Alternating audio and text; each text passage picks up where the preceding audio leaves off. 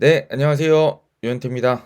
네, 2026 시즌 막이 올랐습니다. 네, 1라운드에 첫 3경기가 K리그 1에서 열렸는데 어떤 경기를 좀 리뷰를 해볼까 하다가 일단 제가 시즌 초반에는 대체로 어떤 팀이든 한 번씩 다 건드려보고 넘어가는 스타일이기도 하고 그 다음에 어, 다음으로 고려한 요소는 역시 그 많은 팬분들의 관심을 모은 경기, 특히나 그런 더비전이 있다 그러면 좀 리뷰를 해봐야겠다 싶었는데 오늘 이제 그런 경기가 또 있었습니다. 그 또 뭐 이제 시간상으로도 제일 첫 경기였는데 지금 이제 화면에서 보시는 것처럼 음, 그 인천 유나이티드하고 FC 서울 경기였습니다. 뭐 이제 보니까 주로 서울 팬들께서는 경인 더비라고 외치는 것 같고 부르는 것 같고 또 인천 팬들께서는 인경전이라고도 부르는 것 같은데 어쨌든 이 두 팀의 어떤 치열한 라이벌 의식이 그런 그 명칭에서도 좀 느껴지는 것 같아요. 네. 왜냐면은 어디가 먼저 오냐, 그러니까 서울을 뜻하는 경이 먼저 오냐, 아니면 인천을 뜻하는 인이 먼저 오냐, 뭐 이런 걸 가지고도 이렇게 다툼이 있는 걸 보면 이 두 팀의 라이벌 관계가 좀 느껴졌는데 이번 경기에서도 그렇게 좀 치열한 어떤 대결이 벌어졌던 것 같고 또 그 서울 팬들께서도 인천까지 멀리 그 원정 팬들이 많이 가셔가지고 경기장 분위기가 굉장히 뜨거웠던 것 같습니다. 그리고 내용적으로도 저는 꽤 흥미로웠던 경기였고 네, 끝까지 인천이 뭐 좀 밀리는 감은 좀 있었던 거는 사실이지만 끝까지 포기하지 않고 한 골을 쫓아가면서 그래도 경기가 상당히 좀 재밌었던 치열했던 이런 경기가 아니었나라는 생각이 듭니다. 일단 제가 오늘 좀 중점적으로 말씀드리는 거는 사실은 좀 서울 쪽에 초점을 맞춰가지고 리뷰를 할 생각이기는 해요. 왜냐하면은 인천 같은 경우는 제가 그 프리뷰를 바로 그저께 찍었었는데 그 시즌 프리뷰를. 근데 인천은 거기서는 크게 바뀌지 않은 형식인 것 같고, 그래서 그 설명을 다시 드리긴 할 거예요. 인천의 전술이 어떤지. 왜냐면은 제 프리뷰를 제가 프리뷰를 업로드를 하긴 했지만 많은 분들께서 그렇게 보셨을 거라는 생각은 안 들고 조회수도 그래요, 실제로. 그러니까 이제 인천이 그 지난 시즌에 그 틀을 유지하면서 이번 경기를 치렀는데 그게 이제 어떻게 바뀌었는지, 혹은 이제 뭐 사실 제가 느끼기에 크게 안 바뀌었거든요. 근데 그 중에 이제 좀 아쉬웠던 부분, 지난 시즌에 비해서 좀 아쉬웠던 부분이라든지 지난 시즌은 잘 먹혔는데 오늘은 좀 서울한테 고전하는 이유를 좀 설명드리려고 하고 대신에 이제 서울은 조금 제가 보기에는 전술적으로 좀 다른 컨셉트를 가지고 나왔던 것 같아요. 그래서 조금 서울 쪽에 집중을 하면서 하되 인천 같은 경우는 서울의 어떤 그런 변화에 맞춰서 좀 어렵게 경기를 풀어갔던 이유들을 좀 설명드리고 갈까 싶습니다. 네, 일단 경기는 서울이 2대1로 승리를 거뒀고 제가 보기에는 이 경기도 좀 이슈가 있을 경기예요. 최근에 이제 또 핫해진 게 있어요. 지금 이제 3월쯤에 이제 경기가 이제 2월, 3월에 개막을 하고 나면 항상 K리그의 잔디들이 좀 상태가 좀 안 좋긴 해요. 그래서 그거는 뭐 어떻게 보면 추위 때문이라고 볼 수 있고 경기장 설계가 아무래도 그 햇빛이 많이 드는 식의 그 종합운동장이 아니라 전용 구장들이 이렇게 그늘이 지기 때문에 그 날씨를 못 견디고 잔디가 좀 얼어 있는 것 같은 느낌을 받게 되는데 이번 경기도 좀 그랬는데 이번에는 이제 뭐 울산도 뭐 잔디가 안 좋다 이런 얘기 많은데 그 이번 경기는 사실 잔디보다도 심판 쪽에서 조금 양팀 다 좀 불만이 있지 않았을까라는 생각은 좀 들어요. 제 생각에는. 그래서 그 얘기도 조금 드리고 가도록 하겠습니다. 자, 제가 서울 얘기를 좀 드리겠다고는 했는데 서울이 사실은 이번 경기에서는 제가 보기엔 여지까지 그 김기동 감독님이 시도를 안 했던 형식의 그러니까 그 포지셔닝 위치를 잡는 거를 들고 나왔다는 생각 때문에 서울 얘기를 좀 드리겠다고 했었어요. 그래서 이럴 때는 이제 필히 등장해야 되는 게 이제 이 바둑알이죠. 그러니까 지금까지 김기동 감독님이 빌드업 전술을 할 때는 뭐 변형 세트백을 쓰기도 하고 이렇게 하긴 했지만 사실은 기본적인 틀을 좀 유지하는 느낌이 있었고 형태를 크게 바꾸는 느낌은 아니었어요. 그러니까 예를 들면 풀백들은 좀 넓게 쓰자.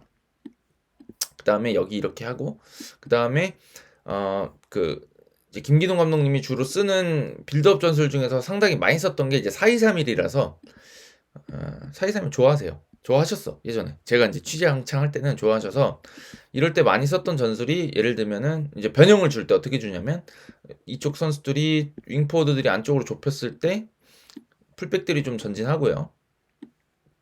이 미드필더들이 이제 이쪽 바깥으로 나가서 예를 들면은 이렇게 빌드업을 하는 형태죠.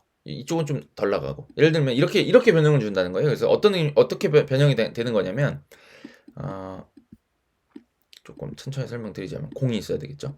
공이 이쪽에서 이제 돌고 이렇게 4명이 처음에 빌드업을 시작해서 미드필더랑 이렇게 공을 돌리기 시작하다가 이제 형태를 바꾸고 좀 전진해야겠다 싶으면 이쪽에 있는 2번 풀백이 이렇게 바깥쪽으로 전진을 하고 공이 이렇게 들어갔을 때 이 패스길은 안 나잖아요. 뭐 롱킥으로 이 8번 선수를 머리를 넘기는 가능성도 있겠지만 이거는 좀 부정확하기도 하고 높게 가는 거는 속도가 느리고 하고 하니까 이럴 때는 이 미드필더 중에 한 명이 일로 빠져나와서 여기서 공을 받아주고 이렇게 되면 이제 이 패스길이 나니까 이렇게 가지고 뭐 미드필더가 이쪽 채우고 약간 이렇게 처지는 형태 이런 식으로도 이제 빌드업 전개를 많이 했단 말이에요. 사실 이렇게 해서 어떻게 보면 미드필더를 거쳐가는 좀 정통적인 그런 어떤 빌드업 전술을 썼다 그러면 제가 느끼기엔 이번 경기에서 확 달라졌어요. 근데 이건 제가 맞는 것 같아요. 어떻게 빌드업 전술을 썼냐면 아까 제가 처음 잡아놨던 형태로 좀 썼는데 이렇게 바꿔야 될 것 같아요.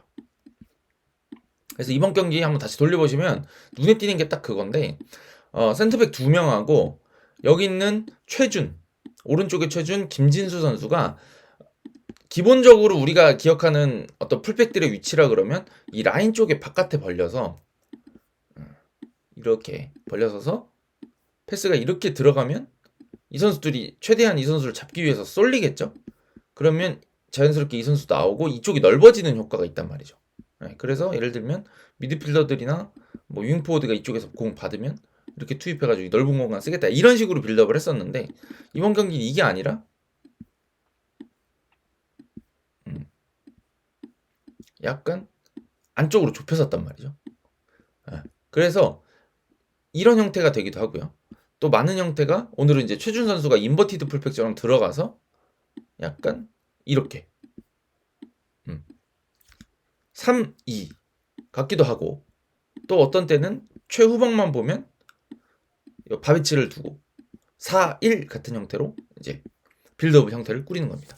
근데 이제 이게 어떤 장점이 있냐 생각해 보면 최근에 이제 그 축구 트렌드의 변화하고 생각해 보면 이게 또 일리가 있는 변화예요. 제가 느끼기에는. 그리고 이 장점이 뭐냐면 전방 압박을 최근에 시도하는 팀들이 좀 많잖아요. 그리고 인천 같은 경우도 오늘도 몇 차례 시도를 했었고 K리그2에서는 특히나 인천이 객관적 전력이 좋은 팀이다 보니까 전방 압박을 종종 시도하는 팀이었단 말이죠.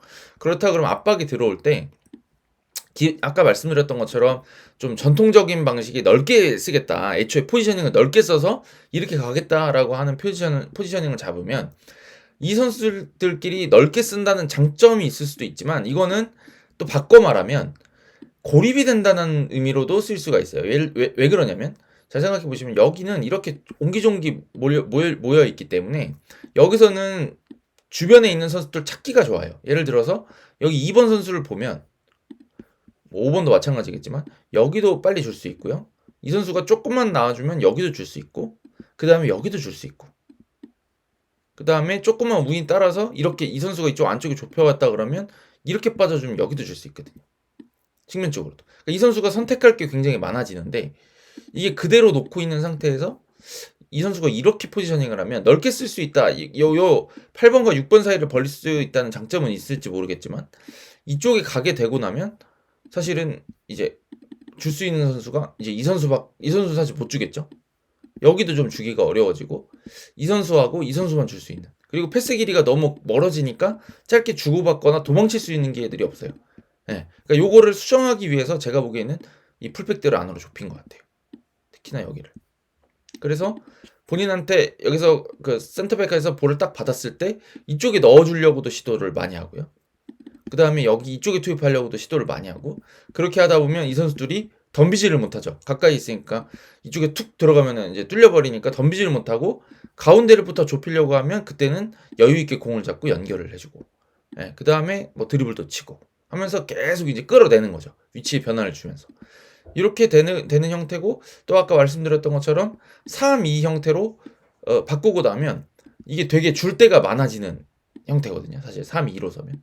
그래서 이쪽에 있는 3번 기준으로 봤을 때 이 패스 길도 나고요. 왜냐면 이것도 이 선수가 측면 수비였는데 여기쯤 서 있다가 이렇게 이동하면 사실 이 선수도 이렇게 따라오게 돼 있거든요.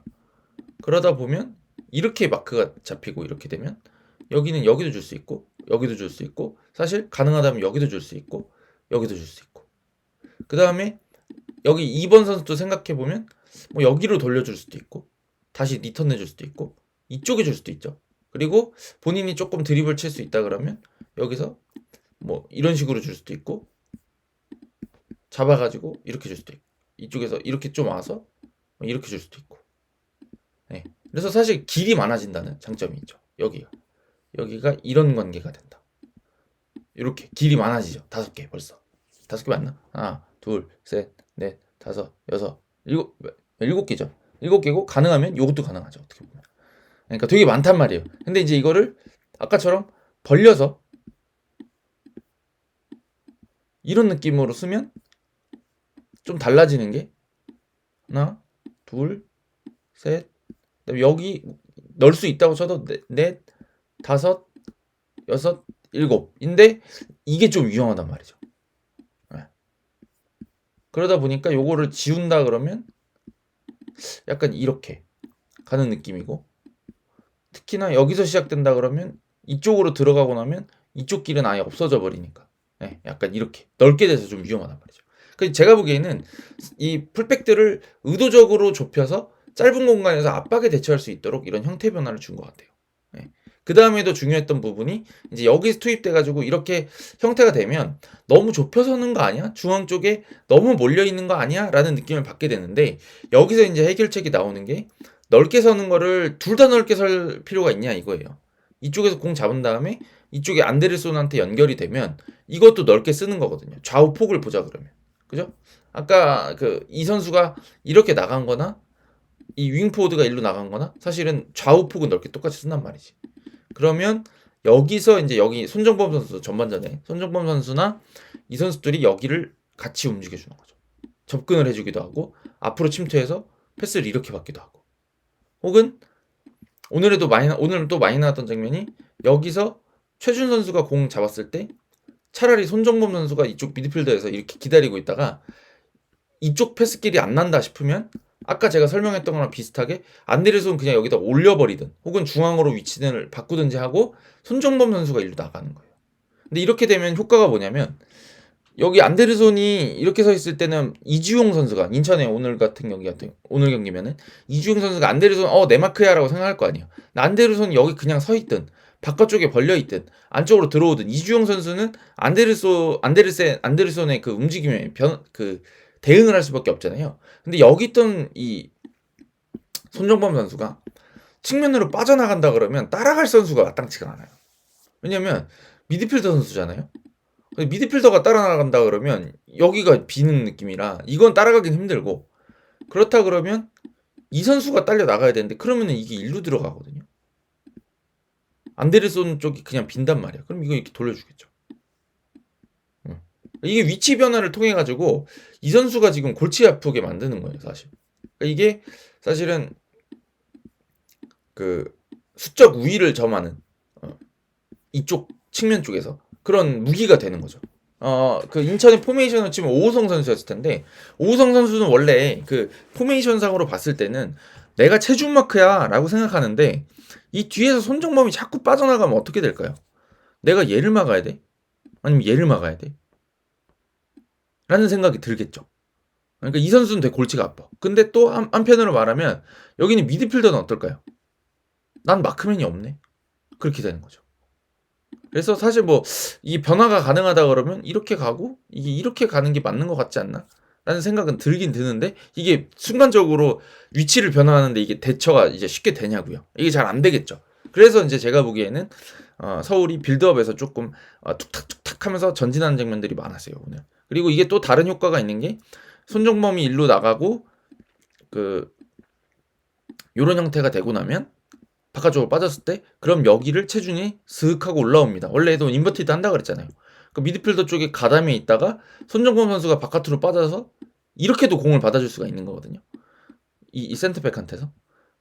그래서 이런 식으로 되면 원래 같으면은 이쪽에서 측면으로 나가고 나면 최준 선수가 포지셔닝을 이렇게 원래 그 전통적인 풀백처럼 했다 그러면 이쪽에서 도와줄 선수가 없지 않나? 이런 생각이 드는데 인버티드 풀백 하고 있었으니까 안쪽에 들어가 있었으니까 슥 가면서 안데르손 쪽에 가면 내가 슥 하고 받아주러 가는 거죠. 그러면 뛸 수도 있고요. 이쪽으로. 아니면은 이쪽에서 접근을 해가지고 받아줄 수도 있고. 네. 그렇게 되면 손정범 선수는 원래 있었던 것처럼 미드필더 쪽에 가담해주면 이게 똑같은 거야. 원래 손정범이 여기 있었고 최준이 여기 있을 그런 포메이션이거든요. 포지션이. 그러니까 이게 뒤를 2-3-5 형태로 바베치까지 써서 풀백하고 2-3-5 혹은 이게 어떻게 보면 4-1 같은 형태인데 이 좁혀선 형태로 세워놓고 이쪽은 넓게 쓰면서 2-3-5 같은 느낌이죠. 전반적으로. 3-2-5가 되기도 하고. 그러니까 이게 결국에는 되게 좀 최근에 트렌드에 맞는 형태를 좀 꾸려가지고 이 인천의 인천의 수비를 서울이 잘 공략을 했다는 생각이 듭니다. 그래서 오늘 경기 전반 초반에 특히 전반 중반까지 서울이 흐름이 좋았는데 그때 보면 이쪽에서 최준, 손정범, 안데르손 그다음에 여기 가운데에서 이제 이쪽으로 움직여주는 클리말라까지 해서 몇 번이나 측면 쪽에서 탈압박해가지고 풀어 나오는 장면들이 있었죠. 그 장면을 보시면 이런 형태들이 보여요. 위치를 바꿈으로 해서 내가 프리가 될 수 있도록 그리고 우리 동료가 프리 상태가 될 수 있도록 상당히 형태를 많이 바꿔줬습니다. 그래서 이게 요 형태를 통해 가지고 공격 전개를 만들어내는 포지셔닝의 힘을 보여줬다고 생각해요. 물론 이거는 이번 경기 굉장히 잘 된 건 맞는 것 같은데 이제 다른 팀들이 이런 형태를 깨기 위해서 좀 분석할 수도 있겠죠. 우리나라 지도자 선생님들이 그건 진짜 잘하는 것 같아요. 상대의 약점, 그러니까 잘하는 점을 막기 위해서 어떻게 움직여야 되는지 하는 거에 대처가 상당히 좋은 편이기 때문에 뭐 인천 경기가 그렇다 치고 그 다음에 이제 다음번 혹은 뭐 특히나 이제 서울의 흐름이 좋다. 이렇게 되면 이걸 막을 방법들을 다들 고안해 내실 거기 때문에 서울이 이걸 뭐 계속 이거 하나만으로 이번 시즌 야 대박입니다 이렇게 말할 건 아닙니다. 그렇지만은 확실히 지난 시즌까지 조금 서울이 공격이 답답했던 것들 해결하기 위해서 김기동 감독님이 좀 수를 냈구나라는 거를 느끼게 하는 장면이었던 것 같아요. 그리고 이게 또 좋았던 점이 뭐라고 생각하냐면 자 서울이 지금 이제 이번 경기뿐만 아니라 다른 그 경기들에서도 제가 말씀드렸던 건데 서울이 조금 더 위로 가기 위해선 전방 압박을 해야 되지 않나요? 라는 얘기를 했었어요. 왜냐면 여기서 공 돌리는 걸 내비두고 서울이 뒤쪽에서 좀 수비하는 경우들이 많았다. 근데 그렇게 하다가 이제 얻어맞은 게 히로시마전이었잖아요, 마지막에. 네, 뭐 그런 꼭 그 경기가 이제 잘못됐다라고 할 건 아니지만 라인 깊이 내렸다가 이제 얻어맞는 경우들이 생긴단 말이죠. 그러니까 제가 그 저번에 뭐 ACL 때도 리뷰하면서 드렸던 말씀이 내려선다고 실점을 안 합니까? 하면서 제가 좀 싸우는 전장을 공을 많이 돌게 하는 전장을 우리 쪽 골대인 이쪽보다는 상대 쪽 골대인 이쪽에서 전개할 수 있도록 하는 게 오히려 나을 수도 있다. 이거는 선택의 문제다. 뒤에서 수비한다고 실점하는 게 아니고 또 앞에서 수비한다고 또 실점하는 게 아니다. 어떻게 디테일 만들고 어떻게 하느냐가 중요한 거다. 이렇게 말씀드렸었는데 이번 경기에서 좀 그걸 실천한 것 같아요. 근데 그거는 또 이 풀백들을 좁혀놓음으로 해서 장점이 좀 있다고 생각하는데 그게 어떤 느낌이냐면 전방 압박 시도하다가 인천도 K리그 투에서는 볼을 잘 돌리는 팀이었단 말이죠. 그렇게 되면은 전진하고 풀어나오는 장면들이 나올 수가 있는데 그때 생각해 보시면 이 풀백들이 전통적인 느낌으로 약간 이렇게 바깥쪽에 서 있고 이렇게 되면 여기 허리 쪽에서 딱 풀려 나왔을 때 반응이 좀 늦을 수가 있어요. 근데 중앙에 좁혀 있으면 압박을 풀어 나오거나 풀어 나오려고 할 때 더 강한 압박을 중앙 쪽에서 가할 수가 있거든요. 근데 이게 패스가 이런 쪽으로 나가면 사실은 좀 괜찮아요. 제가 봤을 때. 왜냐면은 위협적인 찬스는 결국 골대 앞에서 이쪽에서 나기 때문에 측면 쪽으로 나가면 빨리 돌아와서 바깥쪽으로 밀어내는 방식으로 돌파만 당하지 않으면 조금 지연시킬 수가 있거든요. 근데 반면에 중앙 쪽에서 막 투닥투닥하고 이렇게 벌려져 있는 상태로 인천의 역습이 이쪽 사이사이 공간으로 뛰어들게 되면 이게 사실은 더 제어하기가 힘들단 말이죠. 그러니까 이럴 때는 차라리 이렇게 가운데를 좁혀서 이 흐름을 제어하는 거죠.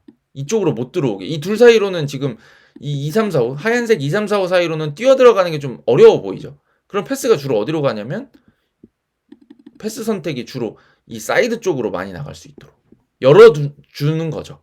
그러면서 이쪽은 빨리 쫓아가서 제어시켜놓고 그 다음에는 이 돌아오는 선수들을 기다릴 수 있게 만드는 그런 수비 전술들까지 조금 고려를 해서 이렇게 안쪽에 좁혀서는 거를 한 게 아닌가라는 생각을 합니다. 근데 이렇게 제가 말씀드렸던 것처럼 또 뒷문 쪽에도 그 형태를 바꿔가지고 풀백들을 중앙으로 좁힘으로 해서 뒷문 쪽도 좀 단단하게 쌓고 나니까 이 앞쪽에 있는 선수들이 굉장히 강하게 전방 압박을 걸었죠. 바비치까지 올라와서. 예. 그렇게 해서 전반 초반에 중반까지 해서 클리말라 선수가 아마 2개 정도 전방 압박에서 슈팅을 만들었던 것 같고, 그 다음에 그 장면도 있죠. 첫 번째 골 장면도 전방 압박에서 만들었어요. 전방 압박에서 제가 지금 정확하게 다 기억은 안 나지만 인천에서 최후방을 압박해서 왼쪽 측면이었죠. 이쪽에서 이렇게 전개시키고 공 받으려고 이렇게 하는데 여기까지 올라와서 압박을 막 가하고 있고, 그래서 처진 공격수 위치에 있던 조용욱 선수가 사실은 이케르 선수한테 아마 따라붙었을 거예요. 그래서 여기서 지금 공을 못 주는 상태, 이렇게 숫자를 동수로 맞춰놓고 여기 투입한 다음에 돌아서다 뺏길 것 같으니까, 여기가 최준이었는지 미드필더였는지 기억은 잘 안 나는데 이거를 중앙 쪽으로 돌려주려고 하다가 여기 있는 선수들은 사실 이쪽에서 받으려고 이케르는 뒤까지 내려간 상황이었는데 이게 돌아가는 게 좀 짧았죠. 근데 이제 여기 쫓아오던 조용욱은 볼 안 주고 측면 나가니까 이제 복귀하고 있었거든요. 뒤쪽으로 내려가고 있었는데 이게요 딱 걸렸죠. 딱 걸리면서 끊고 아마 이게 그냥 바로 송민규 선수한테 연결됐나? 그랬을 거예요. 그러다 보니까 인천 선수들이 전방 압박에 대처해서 풀어보려고 나오다가 끊기다 보니까 전반적으로 여기 수비진 그냥 밸런스가 깨져 있었죠. 네. 왜냐면 공을 본인들은 돌리려고 하니까 넓게 서 있었단 말이에요. 네. 여기가 막 덤비니까 서울 선수들이. 그러니까 이 사이가 벌어져 있었고, 딱 송민규 선수가 센터백 하나와의 경합에서 딱 이겨주니까 그냥 통짜가 나버렸죠.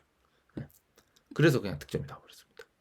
네. 그러니까 저는 이번 경기는 사실 김기동 감독님이 가져온 전술의 형태 변화, 거기서 경기력도 좋은, 전반전에 중반전까지 한 35분까지 좋았던 경기력도 거기서 나왔다는 생각이 들고, 첫 골도 거기서 나왔고, 그 다음에 이제 실점하고 나니까 인천은 좀 더 덤비기 시작했고, 그 다음에 서울은 그런 덤빈 상태에서 역습을 통해 가지고 공간을 넓게 쓰면서 사실 득점을 만들었거든요. 후반 조용 선수 득점도 제가 보기에 좀 아쉬운 점이 있었어요. 끊어내서 올라오는 것까지는 좋았는데 측면으로 나가는 패스가 조금 아쉬웠거든요, 사실. 앞쪽으로 가는 것도 아니고 뒤쪽에 잡아지는 상황이었는데, 그때 이제 또 아쉬운 점이 인천 선수들이 제가 보기에는 아직 수비 조직력이 그렇게 좋은 것 같진 않은 것 같아요. 좋은지 모르겠다. 왜냐면 지난 시즌에는 인천이 뭐 수비적으로도 이제 안정적인 팀이었다는 느낌이 있지만, 그거는 사실 인천이 그냥 공격을 너무 잘하고 두드려 패니까 다른 팀들한테 슈팅 주거나 주도권을 내줄 일이 별로 없었어요. 그런 팀들이 잘한단 말이야, 수비도. 왜냐? 아니, 공을 상대한테 넘겨줘야지 우리가 당하는데 그러지 않았단 말이죠. 전방 압박도 잘하고. 그래서 인천이 지난 시즌에는 뭐 어떤 수비적으로 막 버티고 이런 게 제가 보기에는 그렇게까지 막 중요한 전술 요소는 아니었던 것 같은데, 오늘 같은 경우는 뭐 서울이 인천의 객관적 전력에서 밀리지 않기 때문에 인천 선수들이 조금 더 집중했어야 되는데, 사실 그것도 측면 나간 다음에 다른 선수들이 막 골대로 가니까 시선이 거기 다 뺏겨가지고 조용욱 선수 쪽에 아예 아무도 없었어, 사실. 제가 느끼기에는 후안 이비사가 아마 따라 나와서 조금 견제를 해줄 생각을 했어야 되는 것 같은데, 김건희 선수가 아마 공격수가 한 명 있었어가지고 후이즈 쪽에 아마 붙었었던 걸로 기억이 나고, 이쪽에서 안데르손이었나요? 누구였지? 하여튼 누가 여기서 크로스 도움 올려준 선수가 여기서 공을 잡고 있을 때 이거 돌파할 수도 있겠다 싶으니까 이쪽을 좀 신경 쓰느라고, 돌파당하면 여기 커버 쳐야 되니까 그냥 이쪽에 있던 조용욱을 너무 놔줘버렸어요, 사실. 완전 풀이었잖아. 근데 이것도 제가 보기에는 역습을 통해 가지고 올라오니까 수비진을 못 잡는 거거든요. 이게 아마 미드필더들이 충분한 도움이 있었으면 빨리 여기를 잡았겠죠. 네, 그래서 아니면은 이렇게 됐을 것 같아요. 제가 봤을 때는 빨리 의사소통이 됐으면 미드필더한테 차라리 네가 이쪽을 잡아라 라고 해놓고 본인이 이제 여기도 커버 칠 수 있고 여기도 뚫으면 커버 칠 수 있는 위치를 잡았어야 되는데, 약간 포지셔닝이 이 선수도 내가 여기 뚫리고 가운데 들어오면 커버 쳐야지, 얘도 여기 뚫리면 커버 쳐야지 하다 보니까 조용 선수가 비는 그런 어떤 상황이 돼버렸거든요. 그러니까 요거를 제어를 못한 게 조금 아쉽게 느껴지는 장면이었습니다. 여기서 2골 딱 나오면서 서울은 승기를 잡았다, 이렇게 볼 수가 있겠죠. 네. 그다음에 이제 인천 얘기를 좀 네. 하여튼 이 정도 얘기 드리면은 서울은 일단 얘기는 다 드린 것 같아요. 전술적인 어떤 그런 콘셉트는. 그다음에 인천 얘기를 드리면, 인천 같은 경우는 제가 뭐 지난 시즌부터 이어왔던 인천이 잘하는 전술 좀 말씀드리면서 오늘 좀 아쉬운 거 말씀드리겠다, 이렇게 설명을 드렸는데 처음 할 때 그 얘기를 좀 드리고 갈게요. 자, 인천 같은 경우는 오늘 이제 선발로 나왔던 그 김명순 선수가 상당히 전술적으로 중요한 선수예요. 물론 중요한 선수들이 많아요. 무구서도 있고 뭐 제루소도 있고 박승호 선수도 있고 많은데 그런 우리가 좋아하는 그건 아닌가? 제가 좋아하는 제가 좋아하는 어떤 형태 변화라든지 전술적인 색깔을 내는 그 어떤 핵심적인 재료는 사실 김명순 선수예요. 그래서 김명순 선수가 어떻게 움직이냐면 뒤쪽에 센터백 2명 하고 그러니까 오늘 같으면 후안 이비사 하고 그 다음에 저기 김건희 선수 뒤쪽에 남겨놓고 이주홍 선수까지도 물론 이주홍 선수도 측면 나가긴 하는데 주로 김명순 선수는 더 적극적으로 올라가거든요. 그래서 여기서 김명순 선수가 오른쪽 풀백이지만 안으로 들어갑니다. 그래서 본인이 프리를 만들어요. 왜냐면 이쪽에 있는 선수가 김명순 선수가 미련 없이 올라갈 때 이 깊이까지 따라가는 게 쉽지가 않단 말이에요. 윙포드가. 그러니까 송민규 선수가 여기까지 따라가야 되는데 이게 쉽지가 않거든요. 그래서 이렇게 들어가고 본인이 빌드업을 할 때 그래서 조금이라도 끌고 간 다음에 이걸 제르소 쪽에 투입하고 제르소한테 투입되면 제르소가 1대1 치고 시간 끌어주는 동안 김명순 선수가 일루 자르고 이렇게 들어가는 경우들도 있고요. 그 다음에 이게 안 된다 그러면 공 잡고 있다가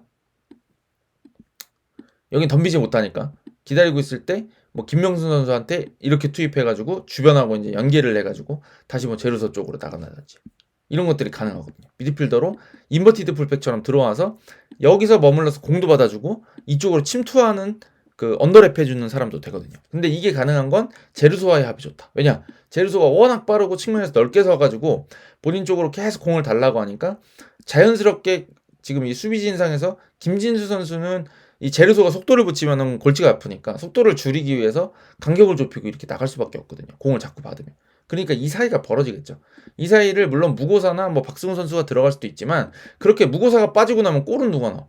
박승호가 빠지고 나면 무고사랑 같이 이 골을 넣어줄 사람이 없어지는 효과가 있으니까 이런 거를 그래 그럼 너희는 중앙 쪽에서 좀 해주고 오른쪽 풀백으로 뒤에 있어야 되는 김명순이 중앙 쪽으로 들어왔다가 들어온 김에 내려가지 말고 계속 공만 만지고 네가 돌릴 게 아니라 이럴 때 침투를 해줘라. 너 잘 뛰잖아. 이렇게 해주는 거거든요.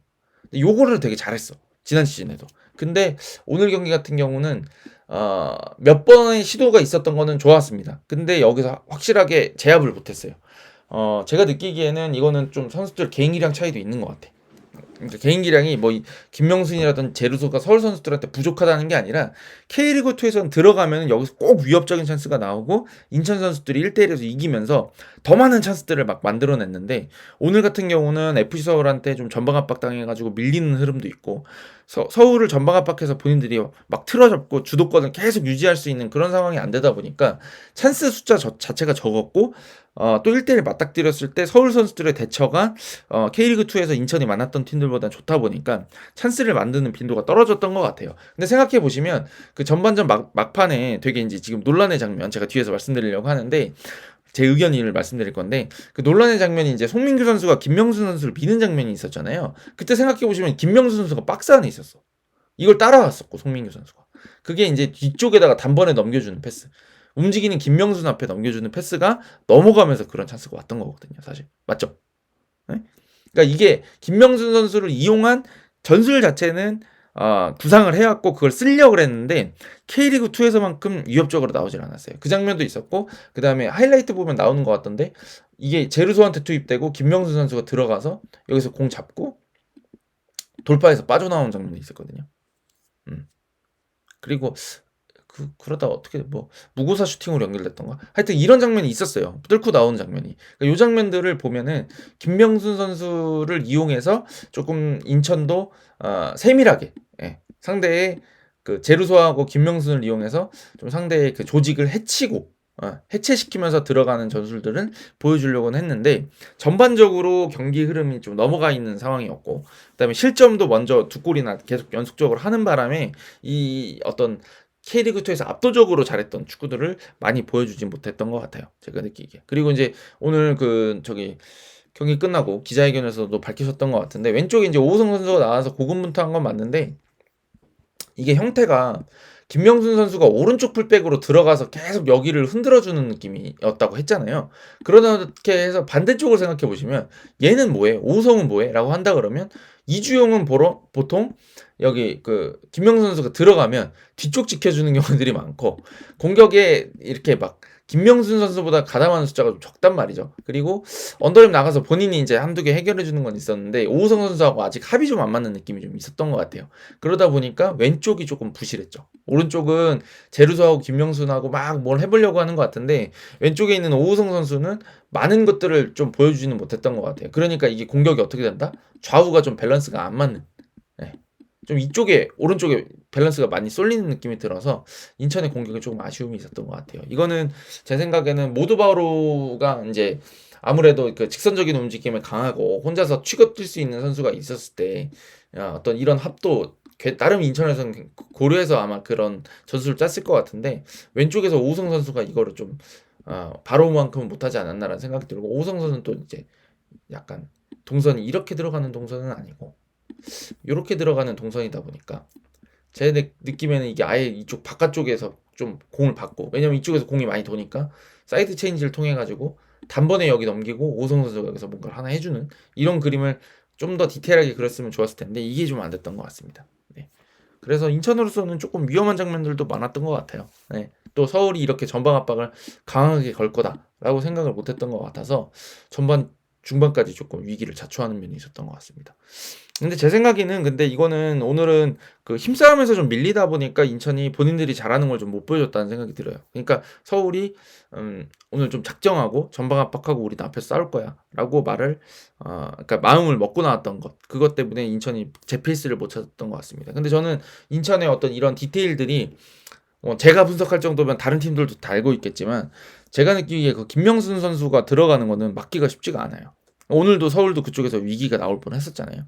그러니까 그런 것들을 고려하면 좀 더 그냥 개막전 패배야, 너무 안 좋아, 이렇게 그냥 비관할 상황은 아닌 것 같고, 그러실 분들도 없겠지만 조금 지켜보고 시간을 주면서 인천한테는 한번 기회를 줘야 되지 않을까. 네, 저는 나쁘지 않았던 것 같아요. 오늘 좀 아쉬운 면들이 있었지만 서울이 아니라 본인들하고 좀 비슷한 전력 혹은 이제 압박을 좀 덜 당할 수 있는 팀을 만나면 확실히 인천도 힘을 발휘할 수 있지 않을까라는 생각이 듭니다. 네. 그리고 전반적으로 이제 팀 리뷰는 이 정도면 될 것 같고요. 제 생각에는 이것도 32분이나 했네. 엄청 길게 했네요. 근데 오늘 이제 약간 경기 외적인 얘기를 하자 그러면, 그러니까 저는 심판들이 좀 문제 같아요. 제가 경기를 보면서도 느꼈는데 좀 문제야. 왜냐면 이게 지금 이 경기가 진짜 심판이 저는 송민석 주심인데, 잘못했다고 생각하는 이유가 뭐냐면, 저한테는 뭐 어차피 제가 축구인이 아니기 때문에 벌금 안 주니까 벌금 줘봐야 안 내면 되지, 뭐 뭘 못 되면 벌금 낼 건데. 제가 그래서 막 얘기하자 그러면 좀 답답한 부분이 뭐냐면, 두 팀 다, 그러니까 오심이 나오더라도 한 팀만 기분이 나쁘든가 이렇게 해야 되는데, 지금 두 팀 다 기분이 나쁠 거거든요. 그러니까 이게 정말 나쁜 심판인 거죠. 그러니까 오심이 한번 나올 수 있어요, 실수니까. 그러면 한 팀만 기분이 나빠야 되잖아, 그죠? 근데 이게 아니라 양 팀이 다 기분이 찝찝해. 이건 좀 안 좋은 것 같거든요. 일단 제 생각을 좀 말씀드리면, 일단 문제가 됐던 장면들이 몇 개 있었던 것 같아요.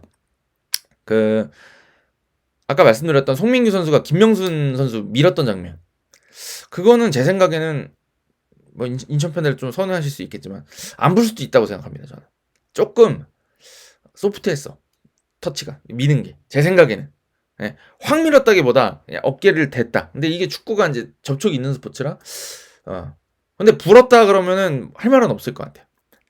불었다 할 수도 있고 부를 수도 있고, 안 불었다 그래가지고 이거 진짜 이거 완전 오심이다라고 할 정도는 아닌 느낌, 제 생각에는. 그게 하나 있었고, 그 다음에 그 문제가 됐던 게 그 구성윤 선수 장면. 구성윤 선수가 그 무고사의 등을 맞췄는 장면. 그 장면 저는 그것도 불 수도 있다고 생각해요, 파울을. 왜냐면 그 먼저 나가려고 할 때 무고사가 방해했으니까, 그리고 찾는데 맞았으니까.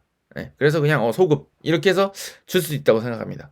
근데 그것도 안 불어도 무방한 장면이라고 생각합니다. 왜냐면 방해를 한 거 맞아. 근데 방해했는데 그 다음에는 이미 종료됐다고 볼 수도 있거든요, 시퀀스를. 그러니까 어떻게 끝내느냐에 다르잖아요. 그러니까 생각해보면 카리우스 장면이랑 비슷하지 않아요? 카리우스가 예전에 벤제마한테 잘렸던 장면하고, 물론 그 전에 무고사가 이제 막 못 나가게 하려고 막 밀었기 때문에, 앞에서 막 부딪히고 했기 때문에 불 수도 있거든요. 그 장면은 파울 불어도 무방하거든.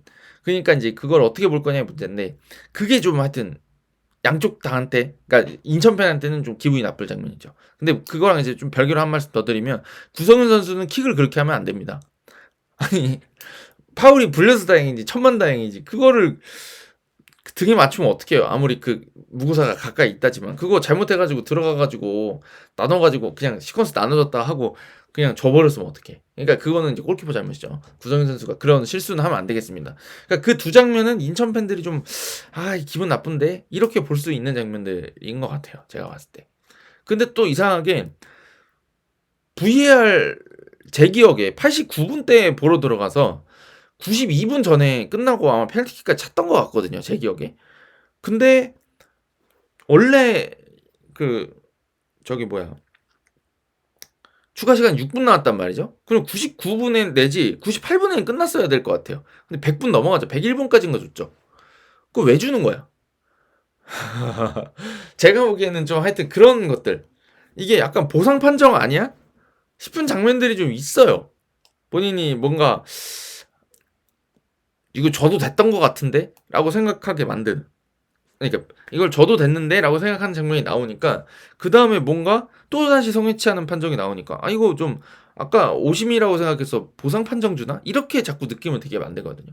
그러니까 이게 하나가 실수가 나오면 그냥 거기서 정리되고 그 다음부터는 쭉 잘 보면은 이 하나가 실수인가 보다 이렇게 하고 넘어갈 수가 있는데 이게 어느 순간 한번 딱 실수가 나오면 이쪽한테 실수를 한번 했는데 그러니까 그것 때문에 다른 팀한테 뭔가 보상을 해주는 것처럼 다른 판정이 또 나와버리고 그렇게 해서 뭐가 나오니까 또 다음에는 이것 때문에 또 보상을 주는 것 같고 서로 왔다 갔다 하는 것 같은 느낌이 드니까 양팀 팬들이 다 불만이 생길 것 같아요.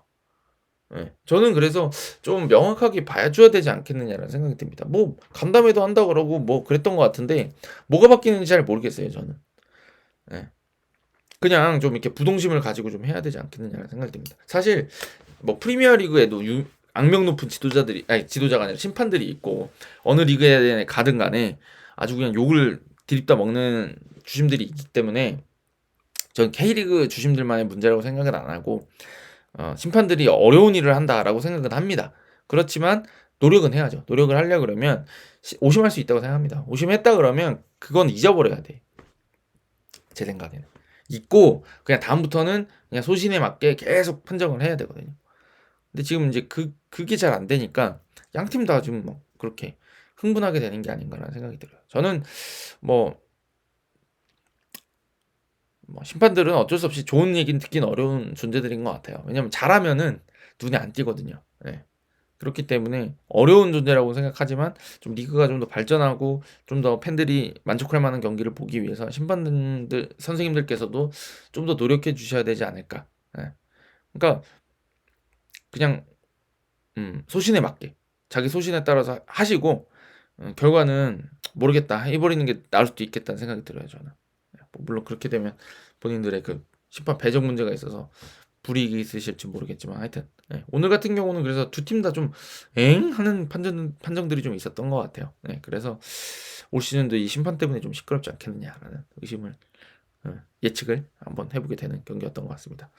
자, 개막전인데 재밌었어요. 저는 굉장히 재밌었고 특히나 그렇게 해줄 수 있었던 이유는 서울이 조금 본인들의 지난 두 시즌의 부진을 털고자 변화를 과감하게 시도했던 것, 그것이 잘 먹혀 들어간 게 일단 재밌게 해준 요소였던 것 같고, 그 다음에 인천이 사실은 K리그 2에서는 왕이었잖아요. 진짜 제왕에 가까울 정도로 아주 강한 팀이었는데 그 자신감을 가지고 서울을 상대로 본인들이 했던 것들, 여지까지 K리그 2에서 잘해왔던 것들을 한번 시도했기 때문에 이렇게 벽도 마주쳐야 소리가 난다고 인천이 막 소극적으로 하고 그게 막 버티려고 했던 게 아니라 서울하고 맞불을 놔줬기 때문에 이런 재밌는 경기가 있었다고 생각합니다. 저는 물론 뭐 이제 팀이 강등이 되고 성적이 중요해지고 이런 시기가 있기 때문에 어떤 순간에는 수비적인 선택들을 해야 되겠지만 그거는 뭐 어쩔 수 없는 문제라고 생각하지만 그렇지만 어떤 팀이든 우리는 플랜 A가 이거야 라고 해서 뭔가 축구의 깊이와 어떤 맛을 보여줄 수 있는 축구들을 보여줬으면 했는데 오늘은 인천은 맛이 안 났던 건 사실이지만 맛을 내기 위해서 이렇게 저렇게 노력하는 모습들이 좋아 보였어요. 그래서 인천도 빨리 K리그 1의 템포에 좀 적응을 할 필요는 있는 것 같습니다. K리그 1 템포에 좀 적응 못한 느낌이 좀 있었어요. 그래서 전방 압박 당했다고 생각하거든요.